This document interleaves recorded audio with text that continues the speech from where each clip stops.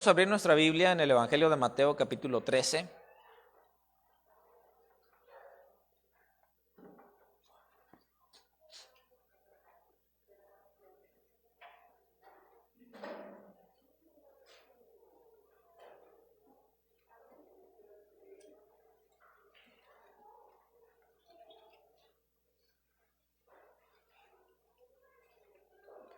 Estamos en el verso, ¿se acuerdan qué verso estamos?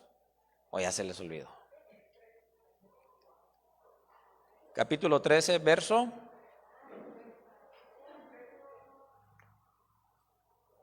53, así es.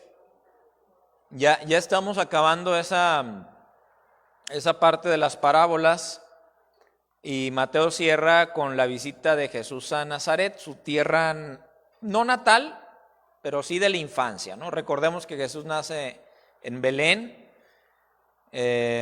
Después de que nace en Belén, está algunos años ahí, tal vez la primera infancia, hasta los 3 años aproximadamente. Y por orden de un ángel, ¿verdad? Cuando Herodes se entera del nacimiento o de la visita de los magos de Oriente, pues bueno, ellos tienen que salir huyendo a Egipto porque se viene una matanza de unos pequeños, ¿no? Así es que después de un tiempo regresan, ¿verdad? A Judea, y se quedan en Nazaret, que lo más probable es que de ahí eran originarios José y María. Nazaret es un pueblo muy pequeño, hermanos, era un pueblo muy pequeño. Por eso cuando a uno de los futuros discípulos del Señor le invitan a que vaya, o que vaya a ver a ese que ahora consideran que es el Mesías, dicen, ¿de dónde viene? ¿De dónde es? Y le contestan, de Nazaret, y dicen, ¿de Nazaret?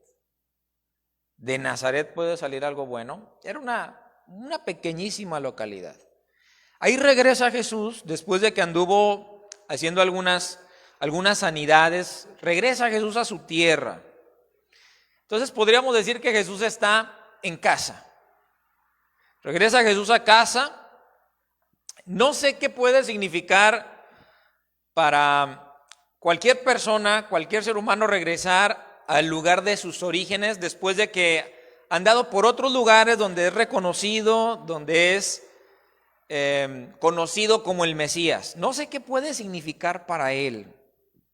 Pensemos en los amigos, pensemos en los conocidos, los vecinos y la familia. Todos este tipo de personas son lo que podemos encontrar al regresar al pueblo que nos ve crecer, ¿no? Vecinos, conocidos, amigos, compañeros de escuela, familia. Yo creo que cualquiera que ha estudiado fuera sabe lo que es regresar a casa, ¿no? Lo bello que debe ser regresar a casa, con mamá, con papá, con los hermanos, con los amigos. Hablando de amigos, platicaba hoy con un joven de aquí de la iglesia, de un amigo que tengo, que llevo 6 años aquí, y le digo, ¿y si 4 veces nos hemos visto en los 6 años? Es mucho. Porque siempre anda ocupado. Siempre anda afanoso, siempre anda de arriba para abajo. La semana pasada nos íbamos a ver, pero ya había quedado con otro amigo. El otro amigo me quedó mal y ya no me vi ni con uno ni con otro. Y le digo esta semana, y esta semana me dice, te voy a quedar mal, tengo la agenda llena. Bueno, ni hablar. Ya son casi 6 años. No sé cuánto tiempo más vayamos a durar aquí, pero quién sabe cuántas veces más nos vayamos a ver. Los amigos son muy importantes en la vida, ¿no? Los amigos, la familia, los vecinos, los conocidos. En 6 años, por ejemplo, apenas empezamos a hacer amistad con los vecinos. En 6 años. Son muy católicos ellos, respetamos eso, pero empezamos a hacer una amistad en la cual nos preocupamos por ellos, nos enteramos de situaciones en las cuales han pasado dificultades de salud. y te das cuenta, ¿verdad?, que pasa el tiempo y los lazos son difíciles cuando no eres del lugar. Pero cuando eres de un lugar es más fácil regresar a donde los amigos siempre están, a donde la familia siempre está. Y así regresa Jesús. Yo me imagino que para Jesús regresar a su tierra después del ministerio, después de algunas sanidades, después de algunas enseñanzas, representaría una gran alegría, hermanos. Poder estar nuevamente entre los amigos, la familia, sobre todo compartiendo lo que Dios ha hecho en las últimas semanas. Ahora, podríamos hacer un recuento de lo que Dios hizo con Jesús en las últimas semanas, ¿no? Recordemos que en los primeros 3 capítulos es confirmado como el Hijo de Dios cuando es bautizado por Juan el Bautista, quien en Lucas nos dice, ¿verdad?, que es un primo, por así decirlo, de Jesús. Es bautizado por Juan el Bautista. Y entonces, ahí en ese bautizo, en ese momento donde es bautizado Jesús, dice la palabra, que se oyó una voz del cielo que decía: este es mi Hijo amado, en quien yo tengo complacencia, he de oír. Y entonces eso fue una confirmación muy especial para Jesús y para Juan el Bautista y para los que estaban ahí en el momento del bautismo. Ahora, insisto, yo siempre he dicho que nos imaginamos esas escenas de la manera en la que nos la presentan las películas, ¿no? Como si hubiera una multitud, todos expectantes, pero no es muy cierto eso. Ni siquiera en la crucifixión. No había cámaras en la crucifixión. Están crucificando al que se llama el Mesías. No. En el bautismo tampoco. Pero después de ese bautismo, recordemos que fue al desierto. Y en el desierto, ¿qué pasa? Bueno, dice que se le presenta a Satanás. Y cuando se le presenta, lo tienta y Jesús vence las tentaciones, ¿no? Entonces, todo ese tipo de experiencias, la sanidad de un leproso, al siervo de un gentil, a la suegra de un discípulo. Un día, él y sus discípulos en medio de la mar se enfrentan a una gran tempestad y con la palabra de Jesús se calma la tempestad. Todo eso ocurrió antes de regresar Jesús a Nazaret. También un paralítico fue llevado y recibe la sanidad en frente de los mismos fariseos. Ahora, una niña, a la cual se le conoce como la hija de Jairo, que va Jairo detrás del Señor diciéndole: mi hija está enferma, ven y sánale. Pues después de que Jesús, por la fe de una mujer que va y toca el manto de Jesús y sana de un flujo de sangre, pues va y sana a la niña o resucita a la niña. También habla con sabiduría, hermanos, a una multitud en forma de parábolas y sus discípulos comprenden el reino. Todo eso ocurre antes de Jesús en Nazaret. Y cuando Jesús llega a Nazaret, dice el versículo 53 al 58, yo le invito a que vaya ahí el pasaje. Aconteció que cuando terminó Jesús estas parábolas, se fue de allí.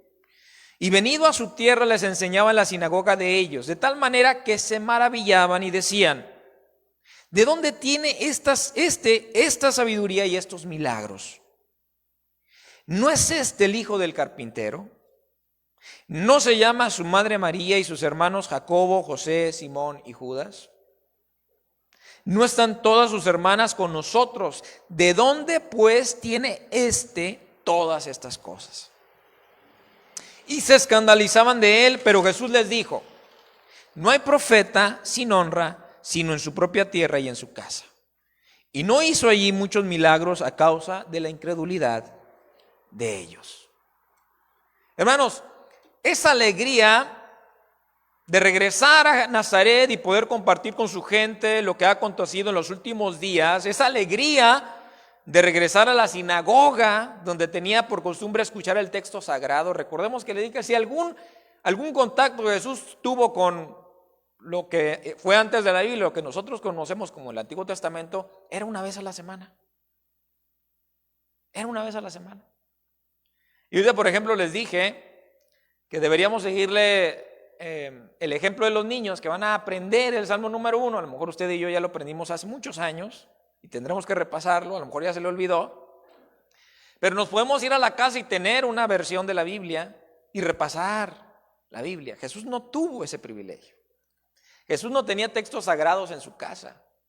Así es que una vez a la semana iba a la sinagoga y ahí en la sinagoga les enseñó. Sin duda fue una alegría regresar a esa sinagoga donde tantas enseñanzas aprendió. De seguro fue una alegría leerlo en voz alta, porque antes, hermanos, una curiosidad, no se leía para uno mismo, siempre se leía en voz alta. Fue hasta como por el siglo VI, VII de nuestra era que empezaron algunos a leer para sí. Pero siempre se leía en torno a la comunidad. Porque insisto, no había como que cada quien tuviera sus libros, las bibliotecas eran de los reyes, de gente adinerada, y siempre se leía en voz alta. Pero curiosamente, esa alegría queda opacada por la actitud de su gente. Qué triste es encontrar que esos amigos, esos vecinos, esos conocidos de esa familia, ahora que lo ven y que reconocen que hay sabiduría en él, porque dice en el verso 54, ¿de dónde tiene esta sabiduría y estos milagros? Dice, se maravillan. Realmente estaban maravillados de la sabiduría y de las señales de Jesús. Pero ese asombro, hermanos, en lugar de empujarles a reconocerle como el Mesías, les hizo dudar. Porque en el verso 55 dice, ¿de dónde tiene? Verso 54, esta sabiduría. Y el 55, ¿no es este el hijo del carpintero? O sea, ¿por qué es tan sabio?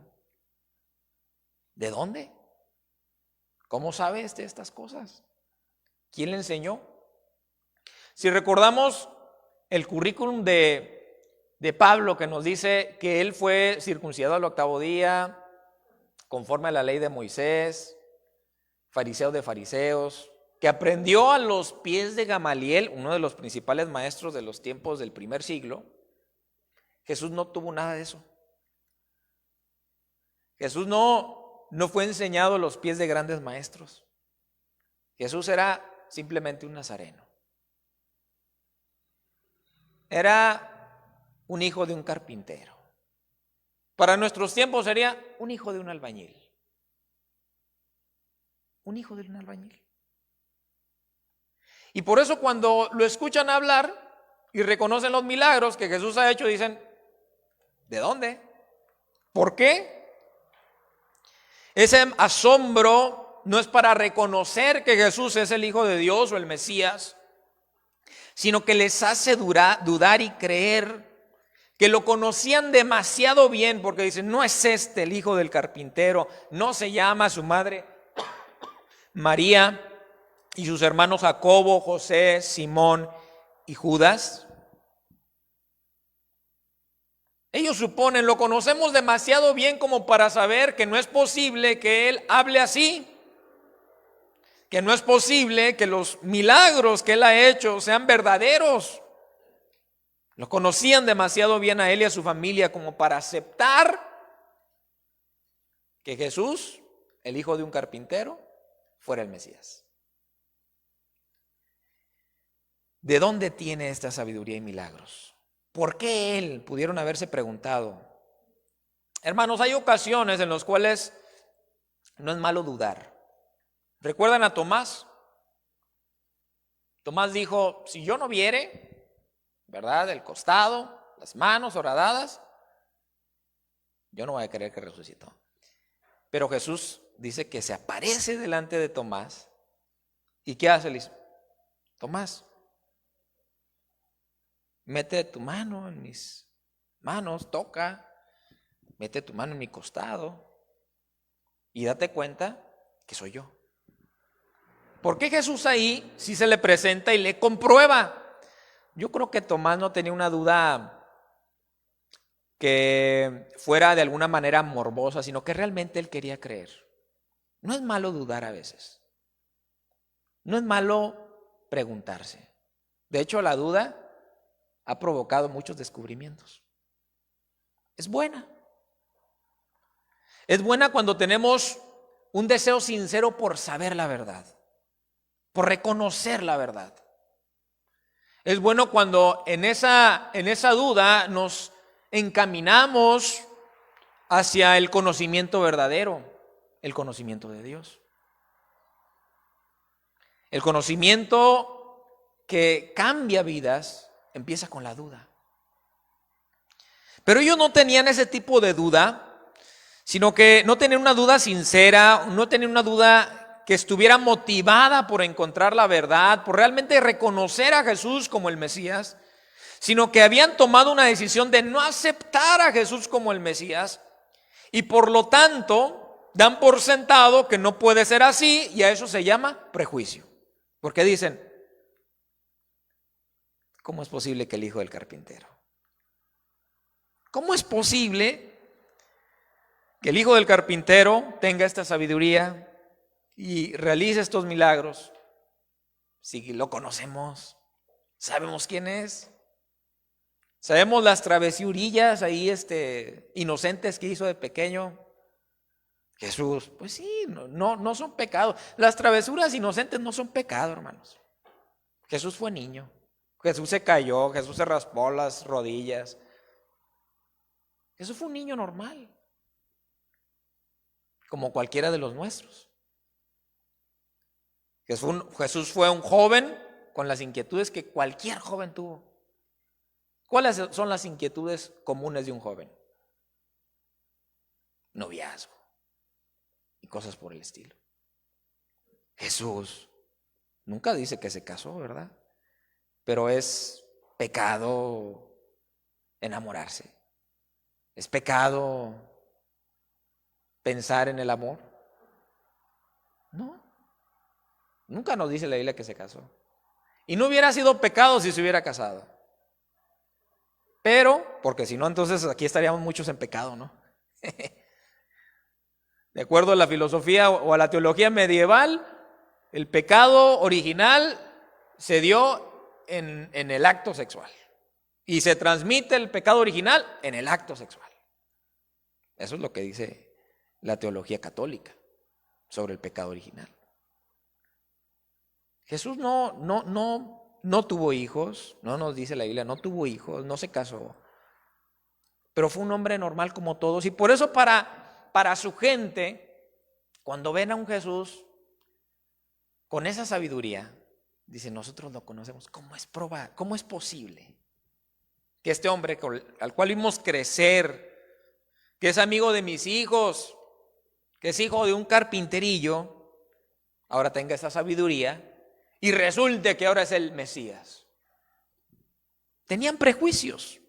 La familiaridad provocaba en ellos prejuicios. ¿Cómo es posible que Jesús? Creo que una de las mayores luchas, hermanos, de Jesús en su ministerio fue Nazaret. Uno de los mayores retos en su vida ministerial y en cumplir la voluntad de Dios fue Nazaret. ¿Por qué?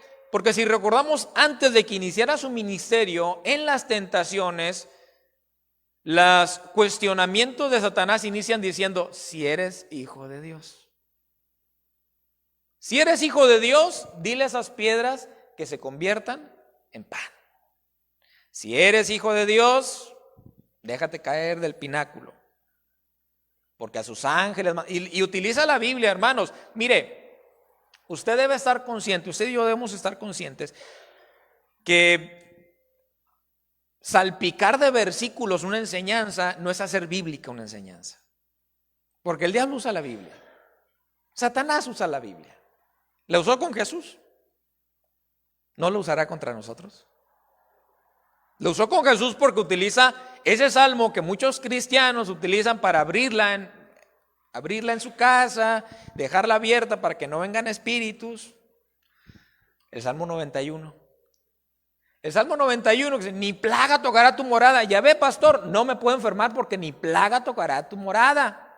Entonces no debe tener ni un cucarachito, Si yo voy a su casa, si usted cree eso, usted no debería tener ni un cucarachito en su casa, porque ni plaga tocará su morada.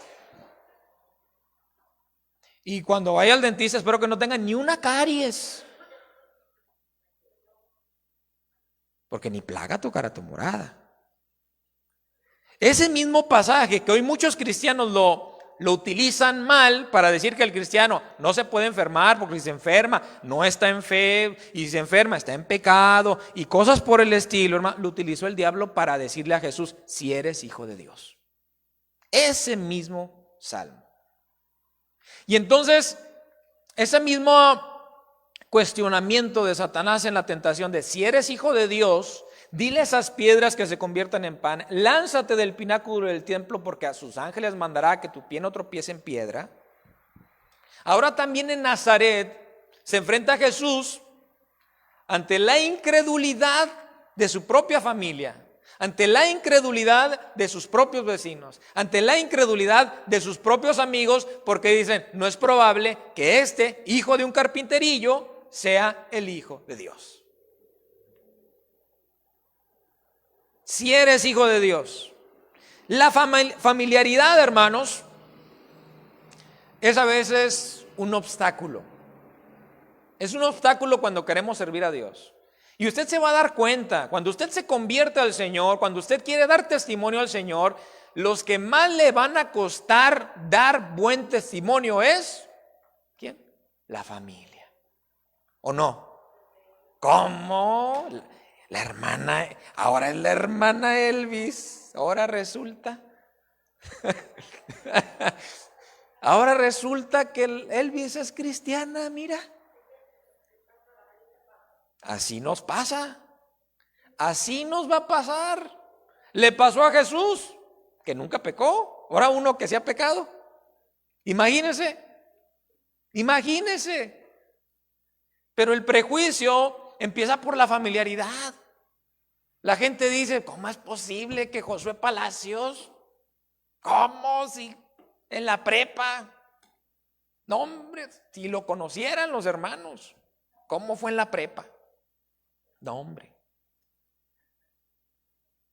La familiaridad es un obstáculo. Ellos sabían de Jesús, sabían que era, nuevamente, el hijo de un carpintero. No tiene ni estudios especializados en la ley. No es un fariseo. No es un hijo de profeta, hermanos, o sacerdote. ¿Saben por qué los judíos no aceptan a Jesús como el Mesías? Por eso. Porque estrictamente hablando, Jesús no fue ungido. Estrictamente hablando. Y sí, usted lo ve en el Nuevo Testamento, cuando dice que Jesús fue ungido como rey, como sacerdote, como profeta. Nunca. Nunca. ¿Por qué? Porque le dan un valor excelso al rito. Y a veces hay cristianos que le dan un valor excelso al grito, a la tradición, a la costumbre, a los nombres, a tantas cosas. Cuando Jesús no cumplió estrictamente con los requerimientos para que se dijera, era profeta porque fue ungido, era rey porque fue ungido, era sacerdote porque venía de la tribu de Leví. Jesús no venía de la tribu de Leví. Y nos dice Hebreos, si usted estudia Hebreos, se va a dar cuenta que dice que Jesús es sumo sacerdote. Dice, pero un sumo sacerdote perfecto. ¿Por qué? Porque todos los sumos sacerdotes primero tenían que ofrecer sacrificio por su propio pecado, pero Jesús se ofreció a sí mismo por el pecado de otros, no por el propio, por el de otros. Pero entonces, ¿en cuál orden? Si no venía de la tribu de Leví, bueno, dice Hebreos, según el orden de Melquisedec, el cual viene ahí en el libro de Génesis, ¿verdad? Que fue antes de Leví, porque cuando se encuentra Abraham con Melquisedec, pues todavía no nacían los hijos de Jacob. Entre ellos, entre los hijos de Jacob estaba Leví. Pero dice la palabra que a Melquisedec, que es rey de Salem, rey de paz, a ese le ofreció Abraham los diezmos de todo, antes de Leví, antes de la ley de Moisés, y también le ofrece vino y pan. Y dice entonces la palabra, en los salmos también habla el Salmo 137, si mal no recuerdo, tú eres sacerdote para siempre según el orden de Melquisedec. Un orden antes de Leví. Pero los judíos hoy no aceptan a Jesús, y yo he escuchado a varios, me han dado varias conferencias de los judíos, y con eso inician. Ellos dicen, es que Jesús no puede ser el Mesías, la palabra Mesías significa ungido, toda la razón, Mesías significa ungido, pero dice, y estrictamente Jesús nunca fue ungido. ¿Por qué? Porque le dan un precio excepcional al rito del ungimiento. Como si el Espíritu Santo se recibiera por el aceite. Pero Jesús fue ungido por el Espíritu Santo. En el bautismo se confirmó el ungimiento. En el bautismo se oyó la voz del cielo que dijo: este es mi Hijo amado, en el cual tengo complacencia. Pero para sus familiares, sus seres más cercanos, sus amigos, sus conocidos de Nazaret, no era un hijo de sacerdote, no era hijo de profeta, no parece ni siquiera un profeta siquiera. ¿Cómo va a ser él el Mesías? Decía. Era un pobre hijo de un carpintero. Ahora, resulta que no solamente las multitudes no entienden, no ven, sino que son ciegos. Recordemos Mateo capítulo 13, versos 14 y 15. Dice: de manera que se cumple en ellos la profecía de Isaías que dijo: de oído oiréis y no entenderéis, y viendo veréis y no percibiréis, porque el corazón de este pueblo se ha engrosado. Cuando tenemos prejuicios, hermanos, le vamos a dar importancia a quien nos dice lo que nos dice. ¿Cierto o no? Cuando tenemos prejuicios nos va a importar quién lo dice, cómo lo dice, no en la sustancia, no en la esencia de lo que dice. Y ya vimos en semanas pasadas, ¿verdad? La semana antepasada, que el hombre docto en el reino de los cielos saca de su tesoro cosas viejas y nuevas. Es decir, que un hombre que ha sido enseñado en la palabra, ha sido instruido por la palabra, tiene que saber reconocer las cosas no por su apariencia. ¿O sí? Tristemente en el mismo mundo, ¿verdad? Dicen por ahí: como te ven, ¿qué? Te tratan. ¿No es cierto eso? Como te ven, te tratan. Si es un chamaquillo, no le hagas mucho caso. ¿Qué puede enseñar? ¿Qué puede decirme? De Jesús pudieron haber dicho lo mismo.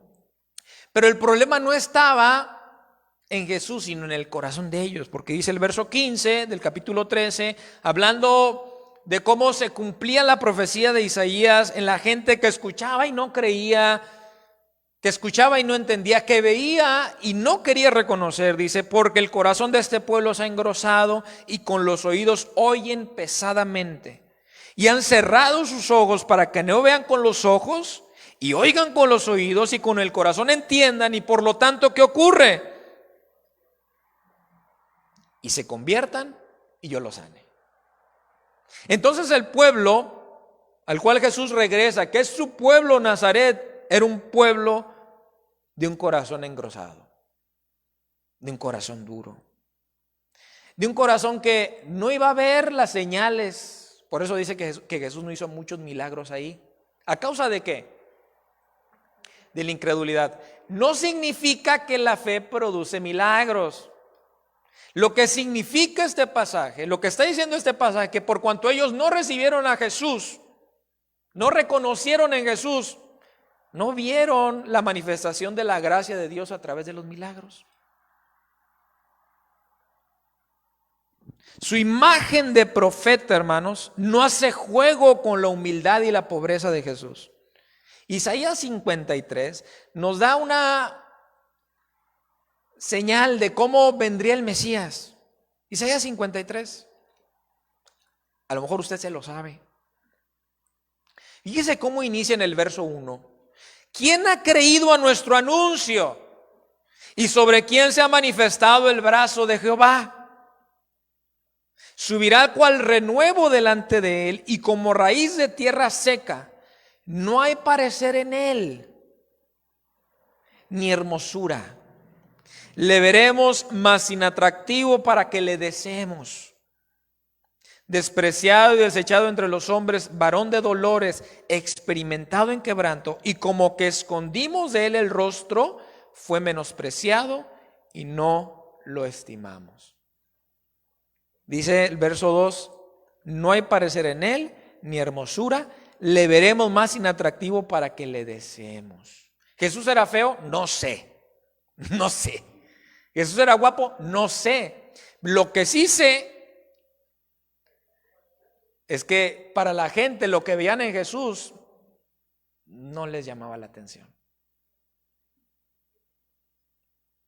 No usaba esas vestiduras que los mismos fariseos, no oraba en público como los fariseos que dicen que los fariseos, ¿verdad?, oraban en público para que todos los vieran.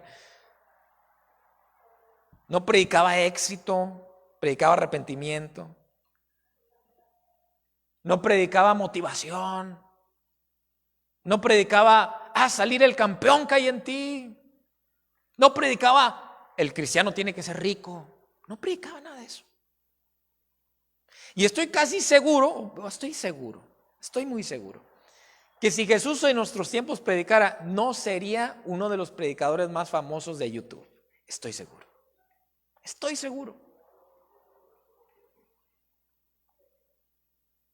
Porque no había atractivo en él, en el sentido de que no era todo aquello que la gente quería, pero sí era todo aquello lo que la gente necesitaba. ¿Cierto? Jesús puede ser no todo lo que queremos, hermanos, pero sí lo que necesitamos.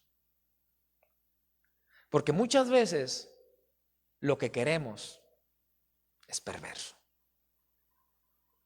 Dice la Biblia, engañoso es el corazón más que todas las cosas. ¿Y qué? Perverso. ¿Quién lo conocerá? Dice, yo Jehová que examino el corazón, que conozco el corazón. Jesús no será todo lo que usted y yo queramos. Jesús no llenará ni cumplirá el parámetro de este mundo como un conquistador y revolucionario, hermanos, que aplaste al imperio, que aplaste al injusto. Jesús incluso cuando lo castiguen, cuando lo acusen, en vez de defenderse, ¿qué hará? Guardar silencio. Porque Jesús es todo aquello que el mundo no es. Jesús es todo aquello que el mundo no busca. Y por eso en el verso 57 dice, y se escandalizaban de él. La palabra escandalizarse se puede traducir en algunas ocasiones como tropiezo. Es decir, que Jesús les era un obstáculo. Una piedra de tropiezo es aquello que es un obstáculo, un estorbo. Y entonces Jesús, aunque veían los milagros, veían la sabiduría, pero por cuanto no encajaba con lo que ellos esperaban que debía ser el Mesías, alguien que hablara en contra del gobierno imperial romano, alguien que, no sé, estuviera a favor de la religión organizada de los judíos, les causaba eso un choque. ¿Cómo puede ser el Mesías? Sí, hace milagros, habla muy bonito, es mucha sabiduría la que él tiene, pero no cuadra. No viene de una familia, no viene de línea sacerdotal, no sabemos ni siquiera. Dice que su padre es un tal José, un carpintero. No encaja. Entonces, otra versión dice que les era obstáculo. Se escandalizaban, dice, por lo tanto les era un obstáculo. Es decir, reconocerle como uno de ellos, alguien tan familiar, que alguien tan familiar fuera objeto de la sabiduría de la obra de Dios, no permitía que ellos creyeran. El envase no les era muy atractivo para beber el contenido. Prejuicios. ¿Cuántas veces tenemos prejuicios? Primera de Corintios, capítulo 1, verso 22 al 23 nos dice, ¿qué es la cruz para los judíos y para los griegos? Capítulo 1, verso 22 y 23. Dice, porque los judíos piden señales y los griegos buscan sabiduría. Pero nosotros predicamos, fíjese lo que dice Pablo, a un Cristo glorioso, a un Cristo triunfador, a un Cristo, ¿cómo? Crucificado. ¿Cómo? ¿El Mesías crucificado? Y entonces por eso dice Pablo, para los judíos ciertamente tropezadero. Por eso cuando a Jesús lo crucifican y Poncio Pilato manda que le pongan ahí Jesús, rey de los judíos, los fariseos que dijeron, no le pongas rey de los judíos, ponle el que se dice rey de los judíos. Pues escrito está, se acabó. Escándalo. Un escándalo que el Mesías, aquel que habría de liberarlos del imperio, aquel que habría de resolver sus problemas, hermanos. Yo he escuchado incluso predicadores que dicen hoy que Dios está para resolver nuestros problemas. ¿Será? ¿Qué es lo que más a Dios le interesa? ¿Resolver nuestros problemas, o ya saben la frase, o qué? ¿O transformar nuestras vidas? ¿Qué quiere Dios? ¿Qué le interesa a usted como padre? ¿Darle todo lo que quiera a su hijo o que su hijo sea un hombre de bien? ¿Qué le interesa? Darle todo lo que yo no tuve. Si hacemos eso, ¿qué vamos a hacer con nuestros hijos? Los vamos a echar a perder, ¿verdad, hermana Hilda? Los echamos a perder. Hermana Hilda, yo sé que es bien estricta. Ahí está Jorge.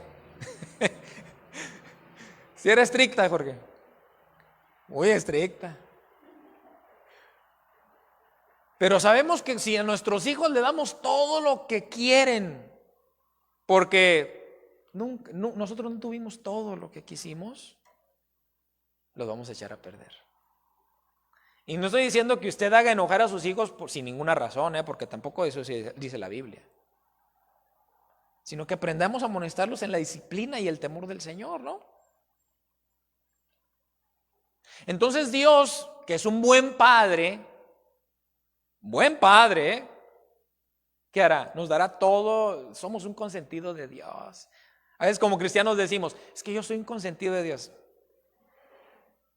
Hermano, cuidado si decimos eso, porque podemos pecar de soberbios.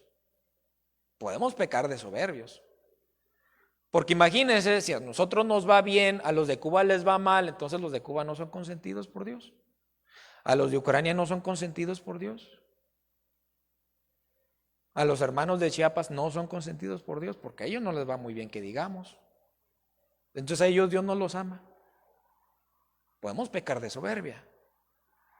Debemos tener cuidado. Entonces Dios, que es un Padre perfecto, bueno, no nos da lo que queremos, sino nos ha dado lo que necesitamos.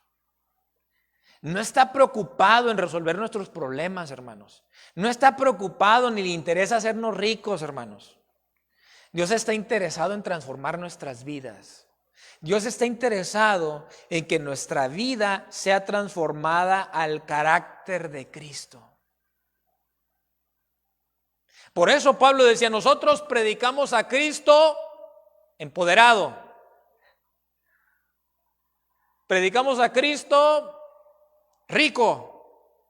Predicamos a Cristo como gobernador de las naciones ahorita, crucificado. ¿Se da cuenta que la mayor gloria de Dios está en la crucifixión? La gloria, ya se lo he dicho antes, significa la manifestación del amor de Dios. Entonces, la mayor manifestación del amor de Dios, ¿en dónde está? En la cruz. Tremendo. Tremendo, hermanos. Porque los apóstoles predicaban a Cristo crucificado. Y eso para los judíos, dice, es tropezadero, porque ¿cómo es posible que el Mesías, en lugar de libertarnos, muere en la cruz? Y eso para los griegos que buscaban sabiduría, no podían entender a un Dios que se hizo carne, no podrían concebir a un Dios que se hace carne y muere como un criminal. Por eso dicen que para los griegos o los gentiles, locura. Locura. Por eso Jesús dice al final entonces, no hay profeta sin honra, sino en su propia tierra. Y Mateo nos dice, se nos queda un poquito corto cuando dice que no hizo muchos milagros ahí. Pero Lucas, capítulo 4, versículo 24, nos dice que la gente de Nazaret,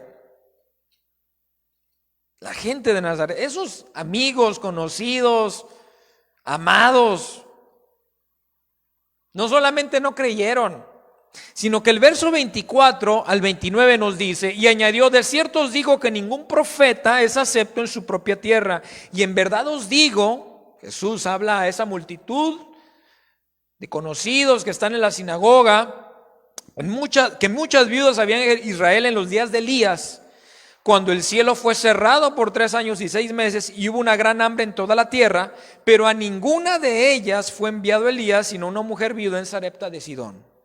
Y muchos leprosos había en Israel en tiempo del profeta Eliseo, pero ninguno de ellos fue limpiado sino Naamán el sirio.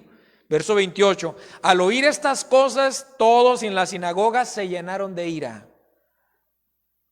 Y levantándose le echaron fuera de la ciudad y le llevaron hasta la cumbre del monte sobre el cual estaba edificada la ciudad de ellos para despeñarle. ¿Cuál fue la actitud? Hermanos, prepárese. Cuando usted quiera hacer la voluntad de Dios, la gente se va a oponer. Habrá quien no le guste. Habrá quien incluso en nombre de Dios se va a oponer. A Jesús se le opusieron. Yo lo hemos visto anteriormente, ¿no? Que la persecución inicia desde una perspectiva religiosa. ¿Quiénes mataron a Jesús? Los religiosos. Los fariseos mandaron matarle. Claro que también Poncio Pilato, ¿verdad? Muy comodino, dijo, pues que lo crucifiquen y yo me lavo las manos. Pero él también era responsable. Y más aún, ¿quién traicionó a Jesús? Un hombre muy malo. Un hombre que se veía a leguas que era malísimo. No, si estaba entre los dos hermanos, ¿usted cree que Jesús lo puso ahí por malo? Lo envió a predicar, hizo milagros también. Era un amigo de Jesús. Ya hablaremos en algún momento sobre las posibles intenciones o motivaciones de Judas. Pero esto nos habla, hermanos, de que muchas veces nuestra labor no es tratar de impresionar. Nuestra labor es predicar a Cristo crucificado. Nuestra labor es tomar nuestra cruz y seguir a Jesús. Yo sé que no es un mensaje muy que tenga mucho auge, que le guste a la gente, que quiera escuchar, hermanos. Pero Jesús mismo dijo, si alguno quiere venir en pos de mí, niéguese a sí mismo, tome su cruz y sígame. Yo sé que el mundo ahorita lo que dice, toma la justicia en tus manos. Revolución. Jesús no predicó eso. Jesús, cuando lo apresaron y sus discípulos quisieron defenderlo, dijo, si quisiera, le pediría al Padre una legión de ángeles para que me defendiera. Pero no se trata de eso.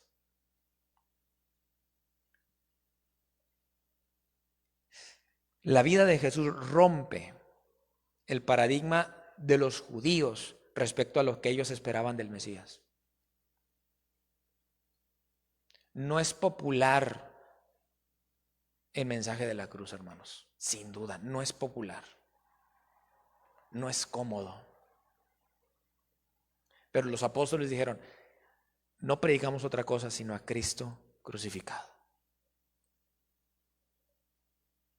Y la crucifixión no es un padre, no es el padre castigando a su hijo, sino es el padre entregando a su hijo y su hijo mostrando amor por la humanidad.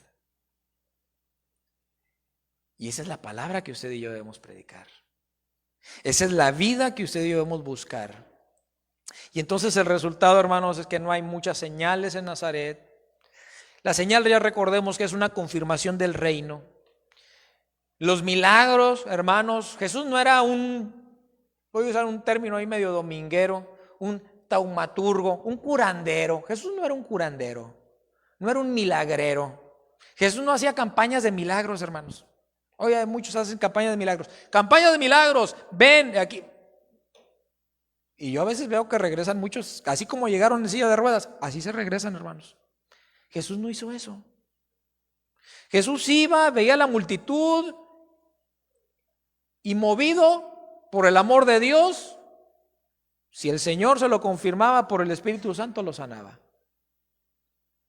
Pero Jesús no era un milagrero, porque en Nazaret no hizo muchos milagros a causa de la incredulidad de ellos. No deseaban realmente conocer a Jesús. Y también nos vamos a dar cuenta de una cosa, hermanos, que Dios no cumple caprichos. Dios no cumple caprichos. Muchas veces decimos, queremos tentar a Dios y decimos, Señor, si tú haces tal, entonces yo tal. ¿Y qué era el Señor? ¿A poco? Eso es tentar a Dios, ¿no? ¿Y cuál fue la final respuesta de Jesús a Satanás? No tentarás al Señor tu Dios. No tentarás al Señor tu Dios. Podemos entonces concluir que desde la encarnación, el ministerio, la predicación y la cruz de Cristo ha resultado para tropiezo de muchos hermanos. Es decir, que hay un verdadero obstáculo para algunos en no encontrar en Jesús el revolucionario que aplasta a sus enemigos, sino que sana al siervo del centurión. A mí me causa mucho asombro que Jesús, con el centurión, que supone que es un enemigo de los judíos, sana al siervo. Un siervo que no cumple con las exigencias religiosas y ritualistas del fariseísmo. Podríamos también preguntarnos si Jesús hoy, al presentarse delante de nosotros, tendría la fachada de un hombre exitoso, un campeón que alimenta nuestros egos, o el mensaje del evangelio de tomar su cruz y seguirlo, de ser un hombre manso y humilde de corazón.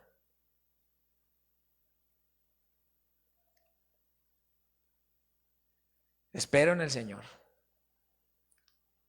que no tengamos prejuicios para la obra de Dios, que aprendamos a escuchar la voz de Dios, que aprendamos a ver a Jesús en el amor que Él tiene hacia nosotros, y que también podamos reconocer lo que es verdadero, lo que es justo, lo que es bueno para nosotros, más allá de lo que queremos. Porque a veces nuestros deseos, hermanos, no son muy buenos, que digamos. Y el Señor dice la palabra en Hebreos, al que ama disciplina y azota a todo aquel que recibe por hijo. No significa que Dios le va a cortar una mano o un pie, o que si usted se enferma, Dios le está mandando la enfermedad. No significa eso. Sino que la disciplina del Señor a veces es permitir que nuestra vida sea probada, para que seamos acrisolados. Dice la palabra en Santiago que la prueba de nuestra fe produce paciencia, y que somos probados por el fuego, como oro, purificados. Tenemos un Padre bueno que se interesa por crear hijos transformados a la imagen y el carácter de Jesús. Oremos. Dios, en el nombre de tu Hijo, estamos delante de ti, Señor. Tantas veces podemos reconocer que tal vez hemos sido como ese pueblo llamado Nazaret, que te rechazó,